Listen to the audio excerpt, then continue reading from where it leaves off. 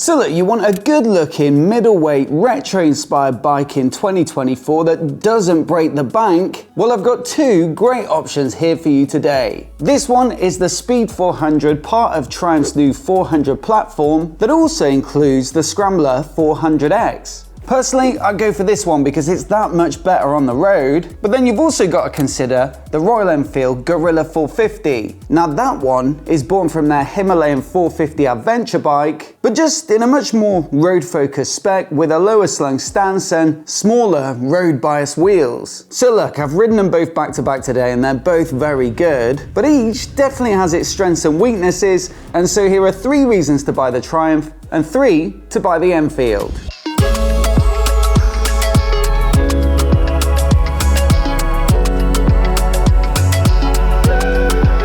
Now, I think it's fair to say that the engines in these two bikes are really quite similar. Both of them are around the 400 mark, both are liquid cooled, both are single cylinders, and both are about 40 horsepower peak. I think peak torque figures are pretty much similar as well, and so there's not a great deal to actually separate them. One thing I will say though is while they both vibe quite a bit when you get to sort of motorway speeds, naturally because they're both middleweight single cylinder bikes, I will say the Triumph is the bike that feels a little more smooth and refined everywhere below that point. So look, like I say, in terms of performance and also the character and feel, they are very, very similar. But if you're looking for that slightly smoother ride, which is of course going to feel that little bit more comfortable, then I'd have to recommend the Speed 400. I will say as well, this is the bike when you get them out on the road that just feels a bit more engaging and a touch more sporty and lively. The Guerrilla has a bit of a scramblery or flat track inspired image, and so that means it's quite sat up in the riding position, and also you get things like those semi-knobbly looking flat track inspired tyres. The bars on this bike are a little further forward, so you feel like you're a bit more over the front,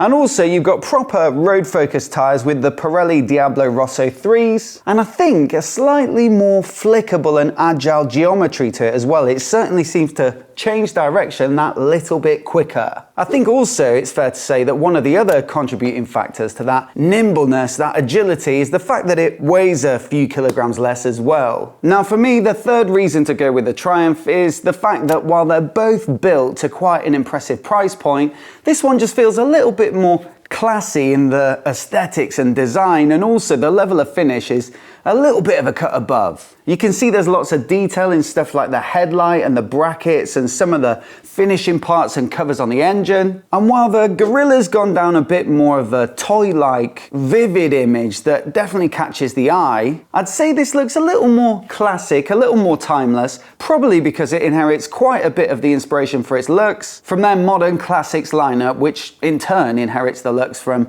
actual old Triumphs. Now looks, to be fair, are totally subjective, so there may well be people who actually prefer the Enfield, but for me, the Triumph's the one that I'd be more excited to open the garage to. But over to the Enfield, and like I say, there are some trade-offs with having this slightly off-road inspired image, and it does get the same frame, the same technology package, the same engine as the Himalayan adventure bike, so of course it's going to have some of that feel. But what I will say, with these risen up bars, it does give you a very open riding position that might be preferable for some people. While it isn't as sporty feeling, you do feel that little bit more sat up, and if you're commuting or something like that, it might be the more natural position for looking at the traffic ahead. Then you've got to think about slightly taller riders as well. Perhaps the extra bit of height in the bars is going to feel more natural to you too. And so if you want that more versatile feeling riding position, or you like to have a very upright angle in your back, then this could well be the one to go for. I will just say though, although it is a little bit off-road inspired, I wouldn't say it's got any particularly genuine off-road capabilities. The high bars don't really give you a proper standing position, and so don't be fooled by the tyres. If you want an off-roader, get the Himalayan. Now another key advantage of this bike, and a good reason that you might want to consider it, is the fact that it feels a little bit more modern in terms of the cockpit and the technology. The Triumph gets a very simple analog dash with a bit of a digital LCD display set into it, but with this bike you get this really cool looking round TFT display, and not only does that give it that slightly more modern feel, but it also opens up a few more possibilities. One is that you can customize the look of the dash, and you can switch between a day mode or a night mode, for example. And also you can use this little joystick on the left-hand switchgear to go through some of the settings and things like that. But perhaps chief of all of them is the fact that it does mean you can get connectivity features. And so if you want something like turn-by-turn nav right here in the cockpit without having to mount your phone, then this of the two is the only bike that does it. Number 3 for the Enfield is the fact that while they do have their little strengths here and there,